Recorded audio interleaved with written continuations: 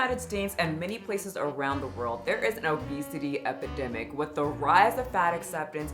Fat activists invented body positivity. Food chemicals in our food, the celebration of gluttonous activities, and the hashtag #FatGirlJoy trending on TikTok. Obesity is at an all-time high. Many people on the internet warn these individuals who are part of this fat acceptance movement about death, but what about after death? What happens when you are too fat for your own funeral?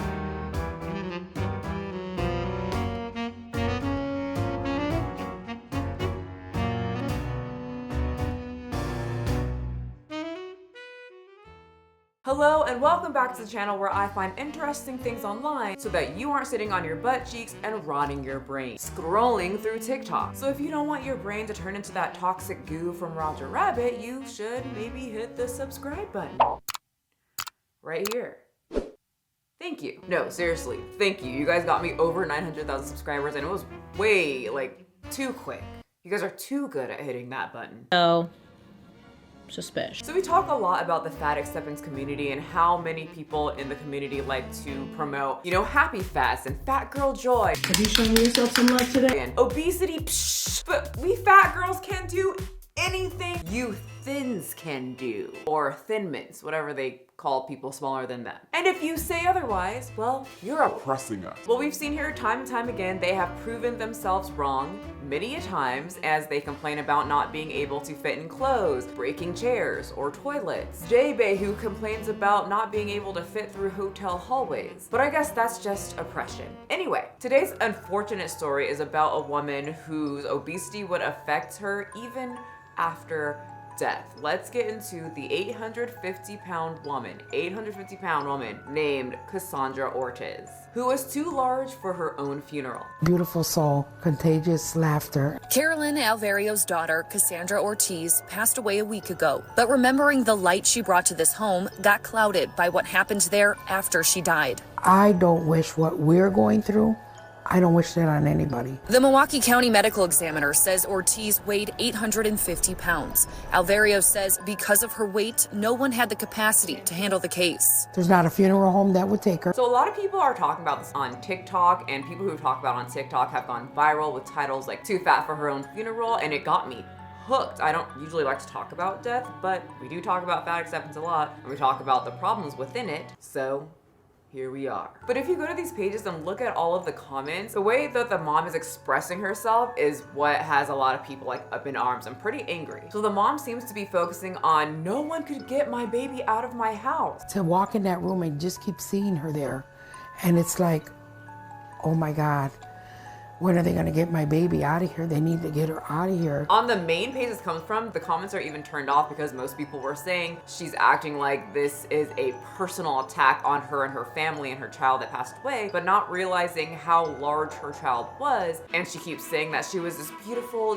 bright light, and it's a shame she passed away. But she's not also mentioning that Cassandra lived with her and she was most likely her main caretaker. And we've seen My 600-Pound Life many a times. Usually the main caretaker is the one who is the enabler. And so many people in the comment section are saying her mom and whoever else took care of Cassandra are greatly responsible for her death. And what do you think would happen if she got over 800 pounds and then passed away? It was a struggle for her to even move herself. It's gonna be a struggle for people to remove the body once she crosses over. So eventually the fire department heard about the problem and they wanted to get out there, and they eventually did get out to the area to transport the body, but due to the extreme size, it took an excessive amount of people to get Cassandra's dead body out of the house. There were at times 20, 30 people in this house trying to help this family address this situation. So they managed to get her into a special van, but unfortunately, as the 25 to 30 people that were there trying to lift 850-pound Cassandra, a real-time emergency happened, a fire broke out, and they had to just leave Cassandra's body in the van for just another day. Myself and my colleagues were not capable to take her from our van and to put her onto any type of table that could be large enough to accommodate her. Which I think they were saying that even the van was having trouble transporting the body. And now her mother is complaining because she's saying they didn't get to her daughter's bodies fast enough, and now we can't even have a proper funeral. With her having sat so long in the bed, And having sat so long in the van, even if we wanted to, we couldn't do a funeral. And I mean, I do feel for her, but also, really, what did you expect? She's allegedly, like I said, the main caretaker. And we've seen this on 600 Pound Life time and time again. The person is immobile, they can't move. I can't get up out of this bed. And so the family member just throws them whatever food they want so that they can shut up and they don't have to deal with that. I'm thankful for the support from my boyfriend. He's the kind of guy that prefers bigger women. I don't want to see her pass away. I do feel guilty about bringing the food, but at the same time, it's so hard to stop. I personally agree with the people that are saying that the mom played a part in getting her daughter to the 800-pound size. So I'm sure she's upset, but to sit there and be upset that now they can't even have a funeral and kind of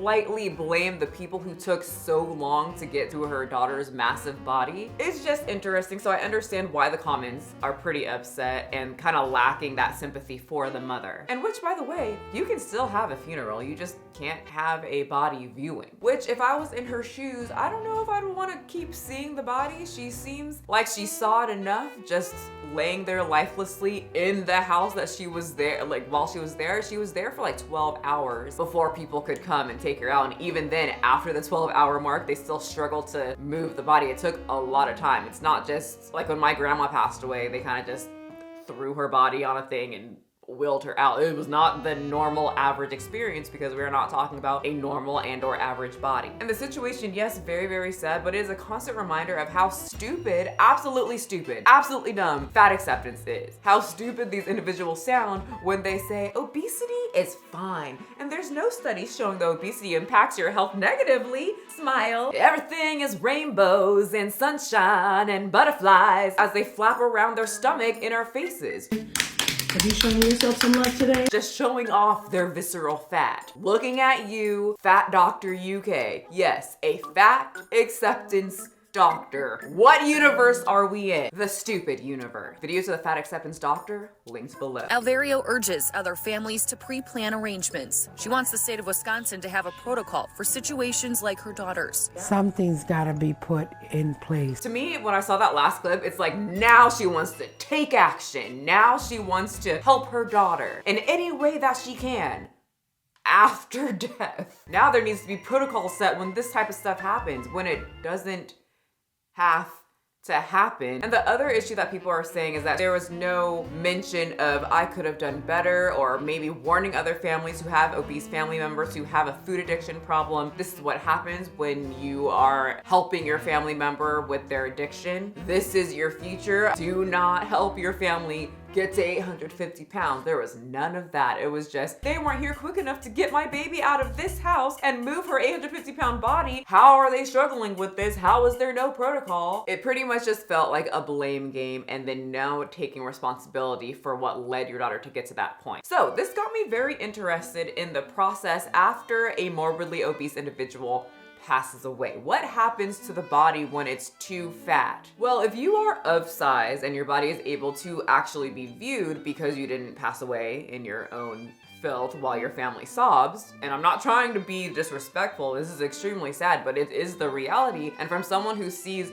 morbidly obese family members, I've had some family members get their foot cut off. It is not a fun time. It is not peachy keen. It is not all rainbows and butterflies like they make it seem on something they call fat talk on TikTok. It's really sad for the family, and in my case, many people think that this is just normal. This is what happens when you get older, and I don't think a lot of the fat acceptance people take that into consideration when they're doing their fat I love you so much. activities. Like, it's not fun to watch family members get amputated, can't walk up the stairs, and every step they take is painful because they're addicted to food. So if that is you though, just be ready for a supersized funeral. How is the obesity epidemic in the US impacting the funeral industry? Well, in short, you have a lot of extra body. That means it's gonna cost your family, or you, whoever's paying for this, a lot of extra money. Most caskets are generally a standard size and cannot accommodate a person who is significantly overweight. Therefore, an oversized casket is required, obviously. The standard size casket has already increased from 24 inches to 27 inches. Oversized caskets not only require more materials, but are currently still something of a specialist product and are often made only custom made on request. And anything custom is gonna cost the big bucks. Monster caskets.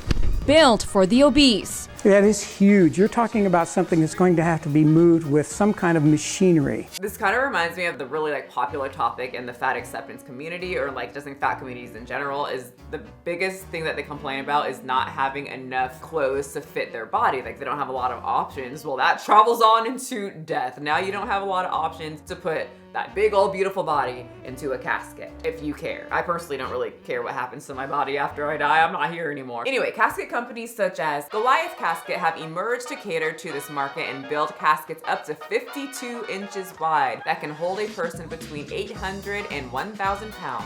You can expect to pay anything up from $2,500 to purchase an oversized casket. That's just the base rate. And honey, that's not including the funeral. And according to what that firefighter said, I don't think that if 25 to 30 firefighters could barely move Cassandra just a few feet from the bedroom to the van, and if the van was struggling to transport Cassandra to the house to the mortuary, I don't think there's many funeral homes that have a hearse to be able to move the body. If a van couldn't, I don't think they have people who can carry her over 800-pound body as well, which means it would have cost quite a bit of money to transport her down the aisle of the funeral. Then once again, it's going to cost a lot of money to transport her from that, the viewing area to the plot of land or the final resting place, which I'm guessing they were gonna put her in the ground because I don't think she can fit into one of those drawers unless they just got a lot of money to fit into a large size drawer thing. So speaking of the plot area, the final resting place area, that is a discussion to be had as well because it's gonna cost you extra money. Or your family, but you're dead, you don't care about that. You did fat girl joy all your life.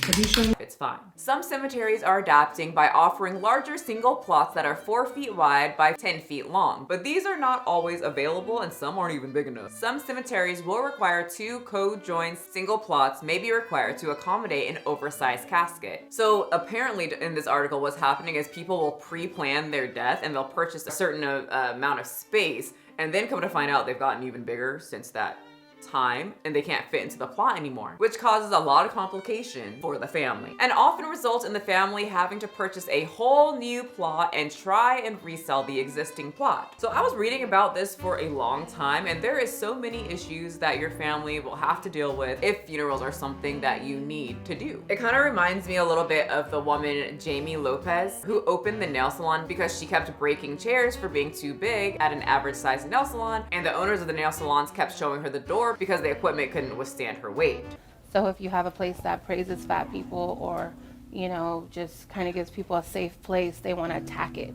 They want to make us feel like we're unwelcome or we don't belong here. So luckily she ended up changing. She lost so much weight. We were all proud of her, but unfortunately the damage was done. She died because of obesity complications, and let me tell you, seeing her dead body wrapped up on that cart that they wheeled the dead bodies away, I won't show you again, but it just made my heart drop. And when I saw her on there, I was like, because she was a big woman. I can't imagine someone who was 850 pounds trying to be taken out of there. All right, anyway, so what happens if you can't afford the large amounts of money for that custom casket? Cremation.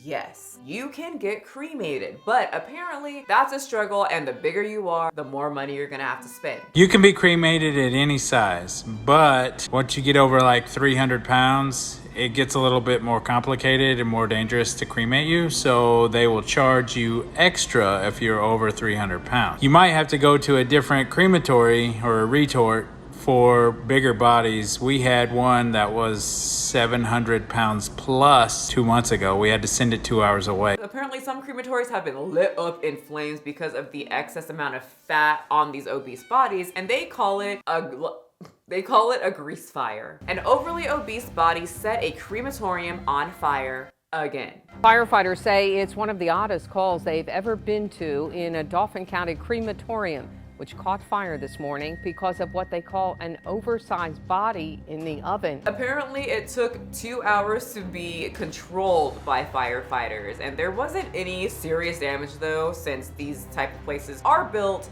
to withstand certain issues with fire. So that's good. That's fine, right? I guess you can still enjoy your fat girl joy. But apparently this is not uncommon. When a morbidly obese person is cremated, there's a danger of what can only be called a grease fire. This was from Caleb Wilde in his blog post titled Confessions of a Funeral Director. In the past, especially in America, of course, such fires have prompted crematoriums to purchase larger retorts or ovens and to use different methods of cremating morbidly obese persons. In October 2014, a 500-pound body stoked a large fire at a crematorium in Virginia. Directors of that crematorium explained to WTVR that an average-sized body takes about 2 hours to cremate, while a body more than 300 pounds takes around 4 or 5 hours. Continuous heat on a body for that long adds to the fire risk. Then there was a story in Austria where apparently there was a 400-pound body that set fire to a crematorium, which had officials consider promoting a whole ban on cremating larger bodies. Now, it didn't go through, but what if they did do a ban? Like, what do they do to the bodies then? Do they just throw them in the middle of the ocean? Like, what happens? Anyway, I hate the death videos, but we talk so much about fat acceptance. A lot, obviously. I think this whole week I have obesity videos coming out. And we always talk about the consequences of obesity